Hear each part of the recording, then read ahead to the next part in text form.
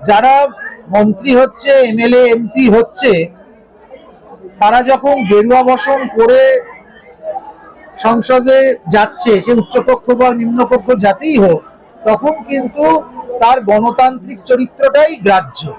সে সাধু বলে তার সেখানে মান্যতা আর থাকবে না।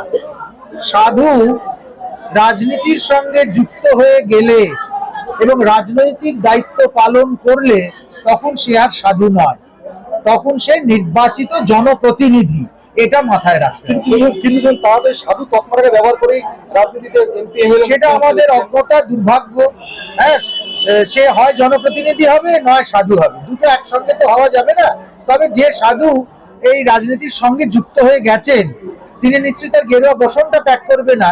কিন্তু তার গেরুয়া বসন আর যিনি কেবল ধর্মের সঙ্গে জড়িত হয়ে রয়েছেন, ধর্মাচরণই করছেন, তার গেরুয়ার মধ্যে নিশ্চিতভাবে মূলগত তফাৎ থাকে। সিএম যোগী আদিত্যনাথ কি বলবেন? তার পরিচয় কি? যোগী আদিত্যনাথ সিএম, এই যে আপনারাই সবার আগে বলে দিচ্ছেন সিএম আদিত্যনাথ, তাহলে যতক্ষণ তিনি সিএম পদে রয়েছেন এবং তার দায় দায়িত্ব পালন করছেন, ততক্ষণ সবার আগে তিনি নির্বাচিত মুখ্যমন্ত্রী হিসেবেই তাকে দেখতে হবে। সাধু হিসেবে আলাদা মাইলেজ তাকে আমরা, যতক্ষণ তিনি সিংহাসনে আছেন, চেয়ারে আছেন, দায়িত্ব পালন করছেন, ততক্ষণ সেটা আমরা তাকে দেব না। আবার যখন তিনি তার দায়িত্ব ছেড়ে আবার সাধু সমাজে ফিরবেন, তখন তিনি নিশ্চিতভাবে পরোক্ষপন্থী একজন মাননীয় সাধু। আপনি দেখেছেন যে প্রয়াগরাজে ইতিমধ্যে একটা মারাত্মক দুর্ঘটনা ঘটেছে। 26 থেকে একটা বড় স্নান আছে। আপনি কি মনে করছেন ওখানে সেনাবাহিনীকে নামিয়ে এই ভিড় নিয়ন্ত্রণ করেছেন? এখনো কিন্তু চূড়ান্ত অব্যবস্থা চলছে, প্রায় 300 কিলোমিটার দূরে কয়েক লাখ গাড়ি দাঁড়িয়ে আছে। আসলে প্রয়াগরাজে যতটা বিজ্ঞাপন হয়েছে বা আয়োজনের যতটা দাবি করা হয়েছে, ততটা বাস্তবে ঘটনা ঘটেনি। তার জন্য এত ভক্তরা, এত মানুষ সেখানে যাবার পর ব্যবস্থাটা অব্যবস্থায় পরিণত হয়েছে। মানুষের দুর্ভোগ চূড়ান্ত হচ্ছে। যতই বিভিন্ন মানুষকে দিয়ে প্রয়াগের সুব্যবস্থা সম্পর্কে পাল্টা বিজ্ঞাপন করানো হোক না কেন, কিন্তু যারা যাচ্ছেন তারা একটা বিশৃঙ্খলার মধ্যে পড়ছেন।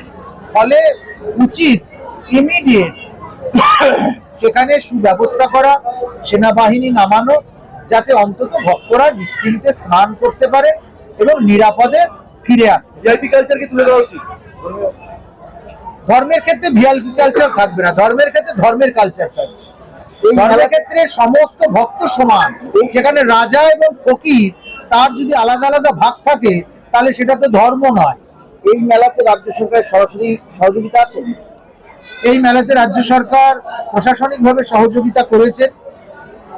মাননীয়া নিজে আসতে চেয়েছিলেন, কিন্তু ভিড় এবং অন্যান্য কারণে এসে উঠতে পারেননি। কিন্তু তিনি তার শুভেচ্ছা পাঠিয়েছেন, সহমর্মিতা জানিয়েছেন, এই মেলার কমিটির সঙ্গে থাকবার বার্তা দিয়েছেন।